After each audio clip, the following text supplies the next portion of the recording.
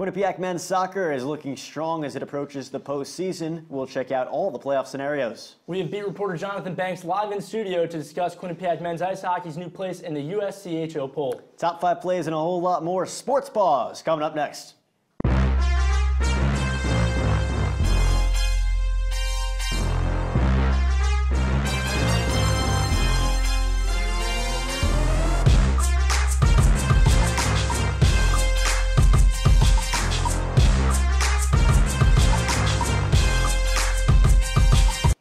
Hey there, I'm Brian Schwartz, he's Kevin Higgins, and this is Sports Paws. And we've got an action-packed show ahead of you tonight, so let's get it started.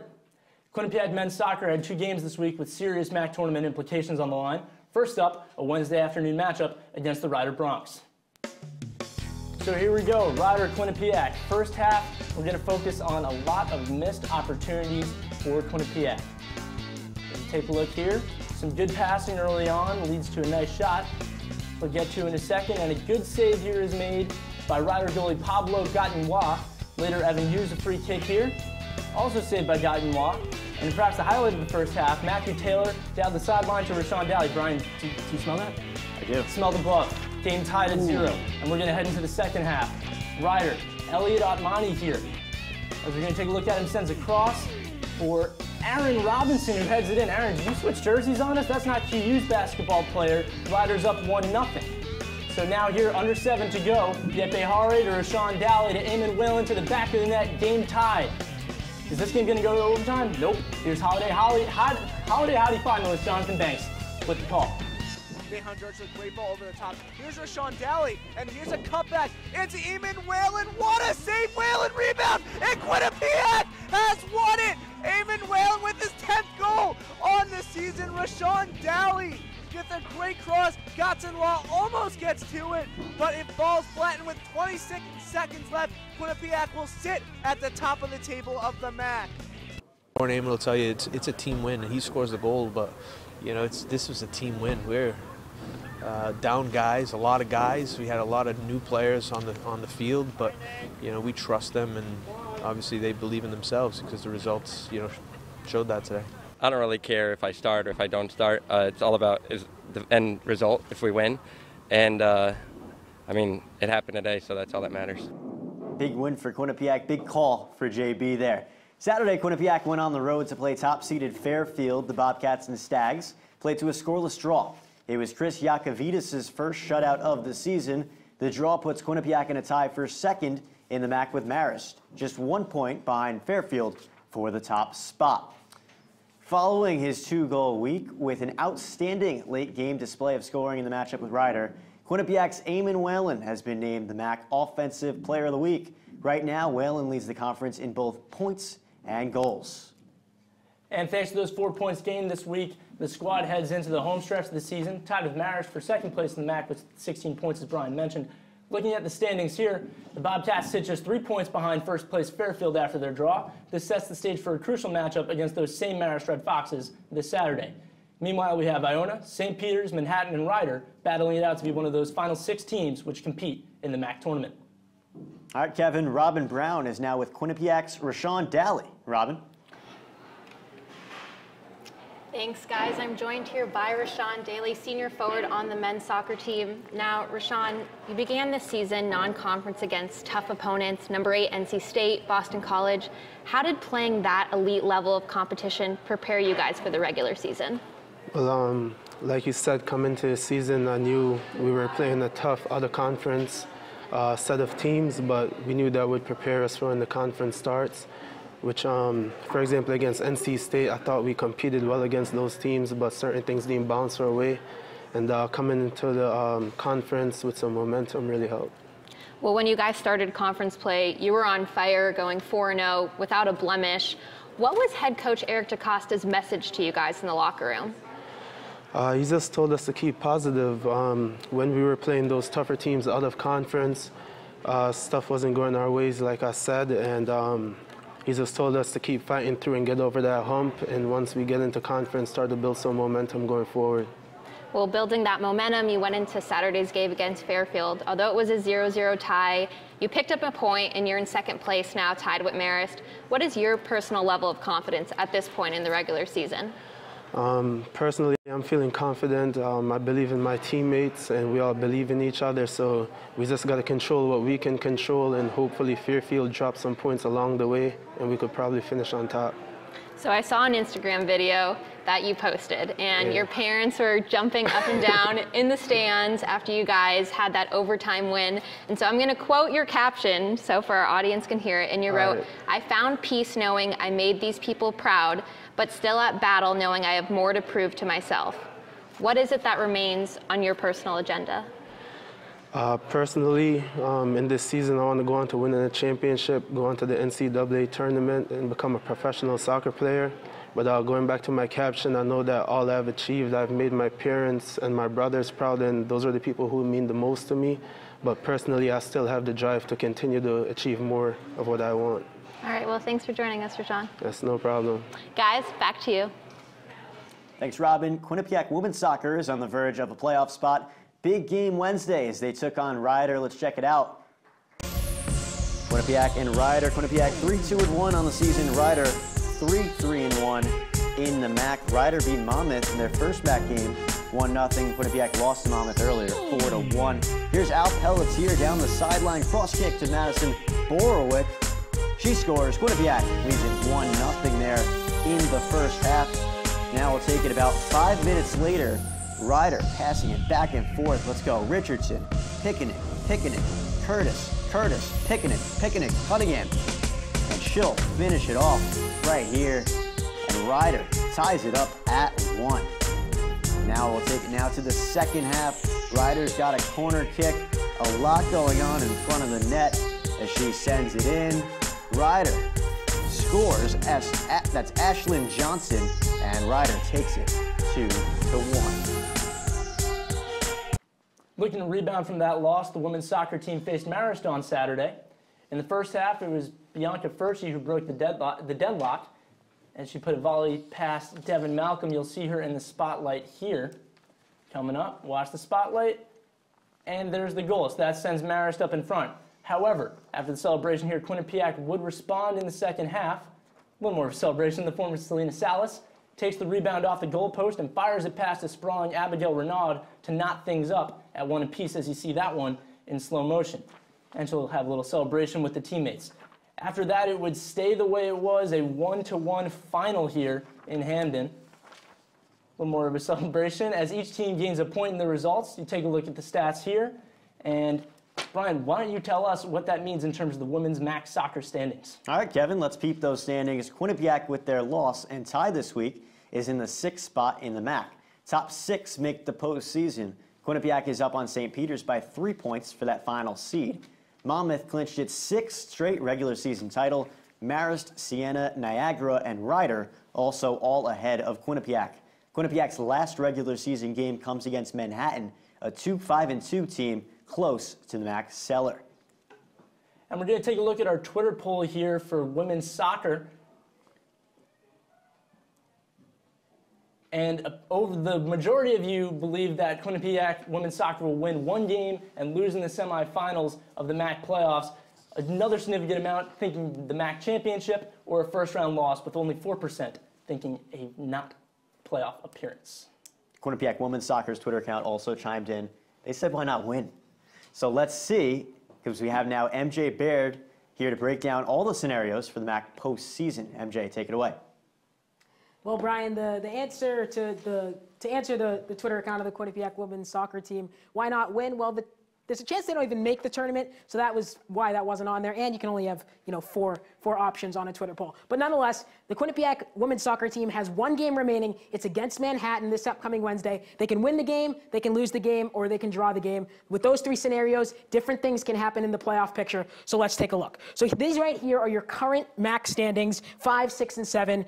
Obviously, as I said, Quinnipiac playing Manhattan. They're the 9th seed, or in 9th place right now. They're not listed on this sheet. But look at these points here, 14, 12, and 9. So things are really bunched up in these 3 spots here. So as I said, there's 3 scenarios that could happen in this game against Manhattan. The first scenario is that Quinnipiac could tie Manhattan. And this is the simplest one here, guys. Quinnipiac, if they tie Manhattan, will be in the playoffs. However, they will be the 6th seed. They cannot move up or they cannot move down from that position. So that's the simplest. We'll take a look at how the points points would look if that was the case. Quinnipiac would jump up from 12 to 13. They can't reach Ryder, no matter what Ryder does against St. Peter's. That game is also on Wednesday. And even if St. Peter's gets 3 points and wins, they can't reach Quinnipiac. So that is why the Bobcats would remain the 6th seed if they were to tie on Wednesday. Scenario number 2 now. Quinnipiac loses to Manhattan on Wednesday. So Quinnipiac would be the 6th seed if Ryder beats St. Peter's or the teams tie. So this, these two teams here, as you'll see, are playing each other, Ryder and St. Peter's. So what would happen if Quinnipiac loses? Okay, they'd stay at 12 points. If Ryder were to win, they'd go from 14 to 17. But for the sake of this argument, let's say they tie the game, right? So that's 1 point for St. Peter's and 1 for Ryder. Therefore, Quinnipiac, if they lose, cannot succeed Ryder, but they can also drop below St. Peter's. Guys, there's plenty of other options that could happen for this team. You can check out the rest of it on our website. All right, thanks, MJ. Should be an interesting final couple days. Time to take a break. Coming up, Quinnipiac men's ice hockey hosted UConn and number 18 Boston College. Let's just say it went well for the Bobcats. And the Quinnipiac Volleyball team looked to improve its position for the MAC tournament. Could they take advantage against 3 of the bottom 5 teams in the conference? Stay tuned. Sports Paws. We'll be right back. Welcome to the WQAQ Morning Show. Dan Ball and Emma Spagnolo joining you here from the QAQ studios in Hamden. And Emma, it is that time of year again.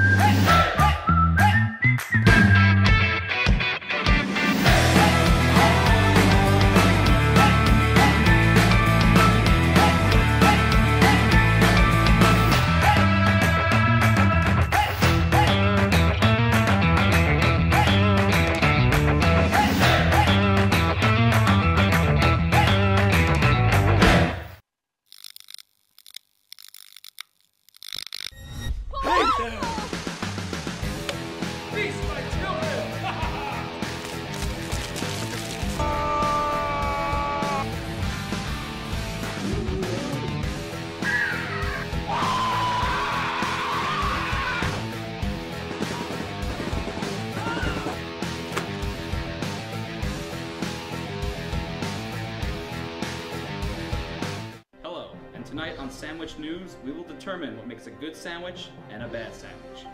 First, the standard sandwich. Uninspired and frankly, a little gross. But we have here a Ray and Mike sandwich, the Cadillac of sandwiches. And if you want one, well, come on down to Ray and Mike's at 3030 Whitney Ave, Hamden, Connecticut. Open every day from 6 a.m. to 10 p.m. QCash is accepted. Now that's a sandwich. Let's get it going. Sports Paws starts right now.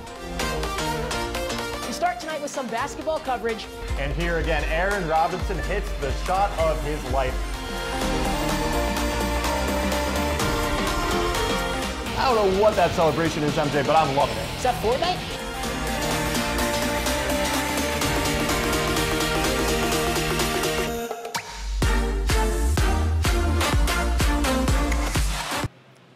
Welcome back to Sports Paws. Different scene now as we enter Banks' Borough. He's Jonathan Banks, our resident men's hockey analyst. Jonathan, 2 Hockey East games for Quinnipiac last week. So let's check out all the action here from Hamden. Quinnipiac and UConn here. This was during the week. First home game for the Bobcats. Yeah, Quinnipiac beat Vermont. That's one Hockey East opponent. Now they got another one in UConn, so a nice little in-state rivalry going on here. First period, Desi Berger passes it to Brandon Fortunato here through the center. Fortunato scores past Adam Huska. Quinnipiac up 1-0. Yeah, Fortunato on offensive-minded defense, and Rand Peck will want to see more from him on the offensive side and does so by chipping in a goal here. Here's Wyatt Bongiovanni's shot blocked by Huska. Odin Tufto there to knock it home. The ECAC Hockey Rookie of the Year last year, picking up where he left off. A great finish from Tufto. UConn not going away quietly. Here's Johnny Evans. 2-1 Quinnipiac now. Petrozelli would love to have that one back, short side, but the Detroit Red Wings draft pick has still been stellar so far this season for Quinnipiac. Third period now, scary moment here as UConn freshman Ruslan Ishakov, the Islanders' second-round draft pick, gets knocked down there by Brogan Rafferty. Yeah, I hate to see that. Hope he's okay and can continue throughout the season. UConn still fighting. It's Carter Turnbull. He gets it in. Quinnipiac leads it now just 3-2. That's a difficult finish by Turnbull. UConn's number 8 just to finish that there in the slot. Quinnipiac would not go away though. William Falstrom scores on the empty netter. Quinnipiac wins it 4-2. Falstrom's a freshman that's had a really good start, a breakthrough campaign, and he continued that by playing really well next game against Boston College. Now Quinnipiac hosting number 18 Boston College on Friday night, looking to go 3-0 and enter the USCHO ranks. Which Teletubby would you want to be? Oh, the yellow one. Me too. First period, 5-on-3 power play for the Quinnipiac Bobcats. Chase Prisky send it home. Brian, this is just textbook right here, a 5-on-3 power play. Quinnipiac working the puck around, getting the defenders down low, and Prisky, he had 10 power play goals in his last 2 years and gets one to start off the season here. Can't say enough about Keith Petruzzelli, the Red Wings pick from last year for Quinnipiac. He's been outstanding early on this season. Yeah, he wasn't at his best last season, but college hockey really takes a year to mature, and now he's really showing why the Detroit Red Wings spent a third-round draft pick on him. He's stellar, gets really down low in his positioning, uses his pads really well, has a high IQ, and I talked to Rand Pecknold today, and he said Petruzzelli is growing by the month in the games. He's really been playing well, and he's going to continue to do so. Head coach Rand Pecknold had some words after the game. Let's have a listen. Quinnipiac wins it 1-0.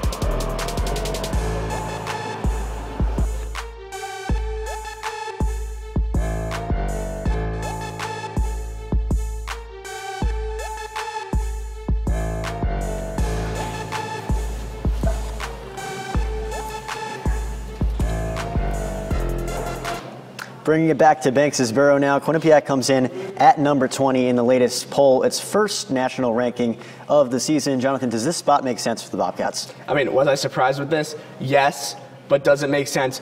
Also, yes, I think it makes a lot of sense when you look at Quinnipiac and their track record. They had 3 Hockey East opponents. They've been playing really well as of late. I mean, playing Vermont and then UConn, it was hard for me to determine whether they'd be a top 20 team because there were teams like Princeton, for example, at number 14 who hadn't played a game all season. Teams like Western Michigan ahead of them have played different types of competition. I thought Quinnipiac would be in that receiving votes category, but at the end of the day, they do snag the 20 spot, and it is well-deserved because they had a great start to the year. Big reason why Quinnipiac's at that number 20 spot is the guy in goal, Keith Petruzzelli. This goalie controversy is over. I'm not too sure about that, Brian.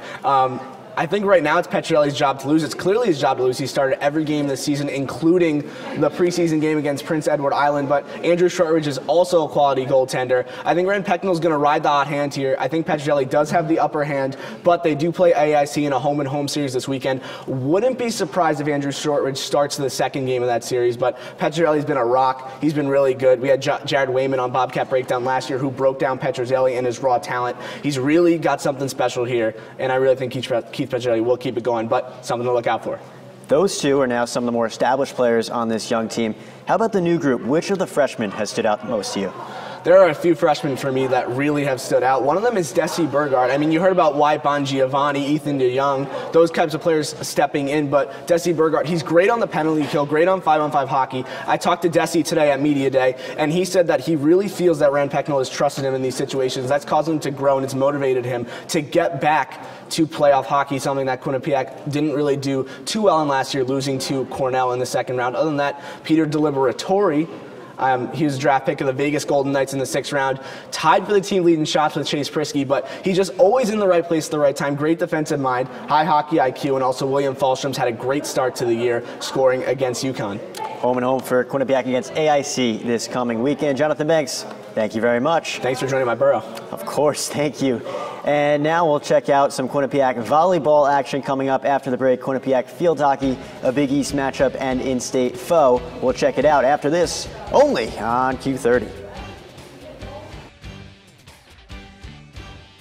From the court to the ice to here on the diamond, we'll discuss everything you need to know about Quinnipiac athletics. Bobcat Breakdown, Tuesdays at 9:30.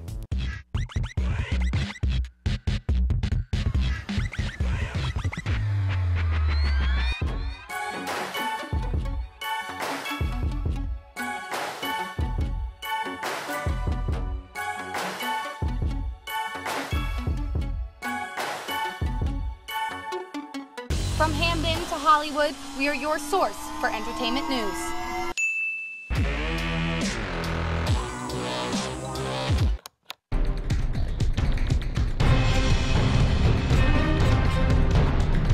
Whether you're on the quad in your room or off campus, tune in to Q30 News for stories from student journalists who you can trust. We're covering the latest here on campus and in the surrounding communities. Get the news you need to know every Wednesday night.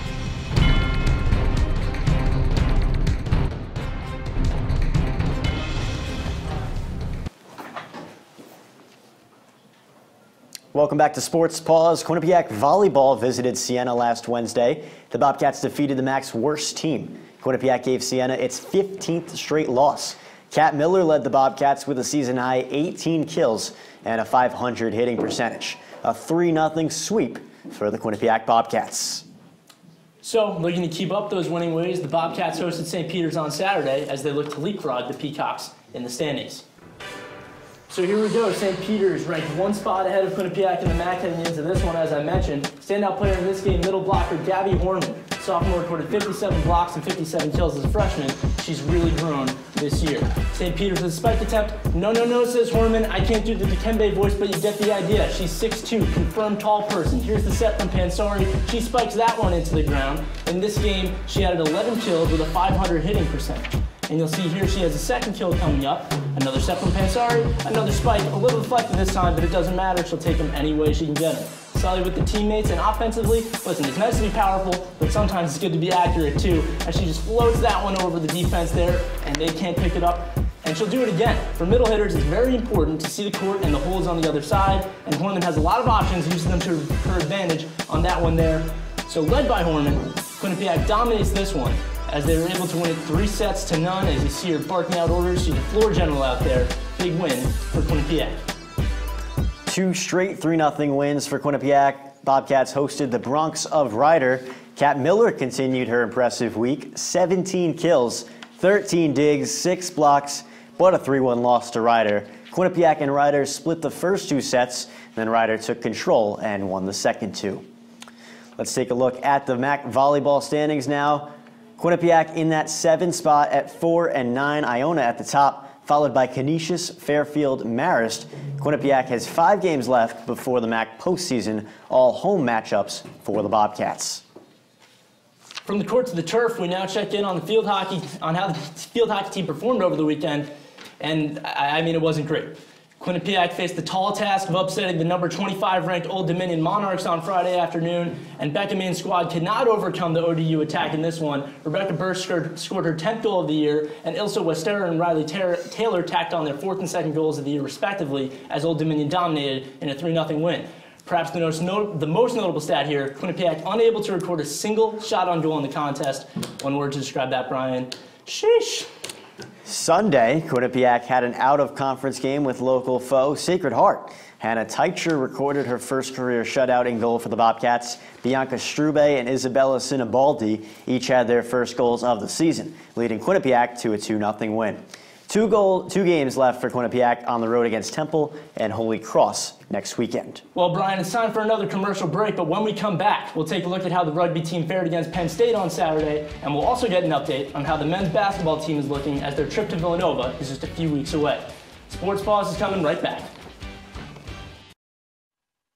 Hello, and tonight on Sandwich News, we will determine what makes a good sandwich and a bad sandwich. First, the standard sandwich. Uninspired, and frankly, a little gross. But we have here a Ray and Mike sandwich, the Cadillac of sandwiches. And if you want one, well, come on down to Ray and Mike's at 3030 Whitney Ave, Hamden, Connecticut. Open every day from 6 a.m. to 10 p.m. Qcash is accepted. Now that's a sandwich. If you like debate, that's a converted relief pitcher making the start because it was a doubleheader. You got no hit by a relief pitcher. You can't tell me that's not embarrassing. Analysis. You can see his stance, his positioning right there is excellent. And a side of entertainment. Is he right or is he crazy? Well, we all know the answer to that. He's a bit crazy, but I gotta say, you know. Then join us on Bobcat Breakdown. From the court to the ice to here on the diamond, we'll discuss everything you need to know about Quinnipiac athletics. Bobcat Breakdown, Tuesdays at 9:30. Welcome you all back to Sports Paws. I'm Kevin Higgins. This is Brian Schwartz. And Brian, let's see how the rugby team did on Saturday, shall we?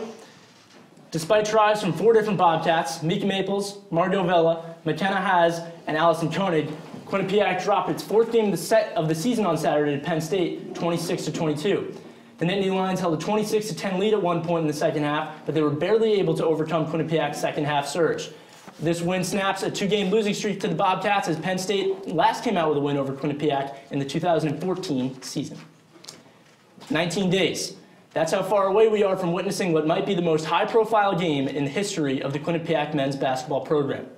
The Bobcats will face the defending national champion Villanova Wildcats on November 10th. But before Baker Dunleavy leads his team back to his alma mater, we have men's basketball beat reporter Chris Stacey to update us on the team's progress. Chris, what do you got for us? Yet another guard that head coach Baker Dunleavy has brought in said that not only because his coach is from the Philly area was the only reason he came here. It was one player that stood out to him on his visit that sold him on Quinnipiac.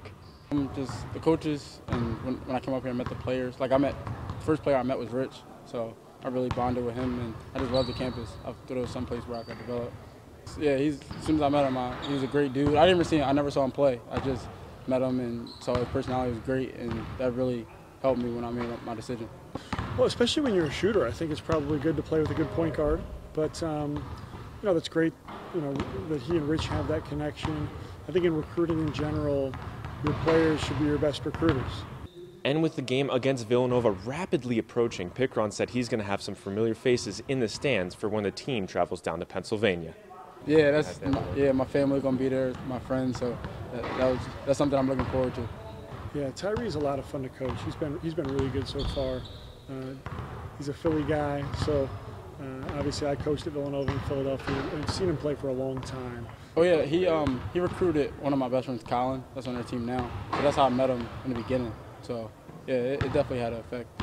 Dunleavy also mentioned to me it's very important to him to have his players also have great recruiters so they can have a great relationship on and off the court. Reporting at the People's United Center, Chris Stacey, Q30 Sports. For more on Quinnipiac basketball, you can check out Q30 Sports on Twitter and Facebook. Quinnipiac women's golf spent the weekend in Rehoboth Beach as they wrapped up fall play. It was a 9th place finish for the Bobcats out of 12 participating teams. Quinnipiac was 74 over par as a team. Alexandra Sajin plus 12, Luciana Tobia Palza plus 15 were the leaders for the Bobcats. Elizabeth Wynn of Seton Hall had the tournament's low score, 3 over par. The Pirates won the tournament at plus 38. Next up for Quinnipiac golf, North Carolina's Tar Heel Classic in the Dominican Republic, March 15th. Right now, it's back to the clubhouse for the Bobcats. Quinnipiac women's tennis said hello to UConn Wednesday and, well, said goodbye pretty quickly. The Bobcats fell to the Huskies 6-1 in Stores. Dominique Vasile had the only win of the day for Quinnipiac. Next up for Quinnipiac women's tennis is the spring season beginning at the University of Virginia January 19th. As for Quinnipiac men's tennis, idle this week with the Connecticut State Championships at Yale next week to wrap up their fall season. On Saturday, Quinnipiac student athletes gathered to host Boomer's Boo Bash. The bash was a Halloween-themed event for local children as they dressed up in costumes, played games, and, of course, went trick-or-treating. All right, let's have some fun, Kevin. It's time for the top 5 plays. Roll it. Let's check it out. Top 5 plays. Start it off. Number 5, volleyball versus St. Peter's. We were just talking about her, Daphne Horman. As we'll see here, she's set up by Pansari for one of many times, and with a huge kill here, highlights a Quinnipiac 3-0 win in Play number 4, Quinnipiac women's soccer at Ryder. We saw this one before. Back and forth, back and forth, back and forth for the Bronx. Ultimately, it was Courtney Cunningham to finish it off. Ryder wins the game 2-1. Number 3, men's hockey versus BC. 5-on-3 for Quinnipiac. Pass to Chase Prisky, and oh, that's right where Grandma keeps the cookies. Top shelf for the senior. Only goal of the game. Quinnipiac wins 1-0. Play number 2, it's Quinnipiac men's soccer against Ryder. Rashawn Daly sends a cross in for Eamon Whalen. On the back post, initially saved, but Whalen gets the rebound, scores. Jonathan Banks had that call. That was a crazy one. And as for number 1, men's hockey again versus UConn earlier this week, Wyatt Bongiovanni's shot is blocked, but Odin Tufto with the nifty move to put it in will get an eagle-eyed view here. Takes the puck, makes the slick move, puts it into the back of the net. QU wins 4-2. How about that one, Kevin? Pretty great. As our recap of last week comes to an end, let's take a look at what's on deck this week for QU Athletics. Take a look here. Women's ice hockey has a big matchup versus Brown this Friday at 6 p.m. and men's ice hockey also on Friday at 7. Women's rugby and men's soccer also with big games, Kevin. Indeed. Well, Brian, I've got to say, being on the desk for the first time, it's been a pleasure working with you. I only messed up about 10 times, but we'll get that corrected moving forward, including that pencil drop right there. Kevin, you killed it. Great job. That'll do it tonight. Be sure to check out all of Q30's content on Twitter at Q30 Sports, on Facebook Q30 Sports, and YouTube Q30 TV. For Kevin Higgins, I'm Brian Schwartz. See ya.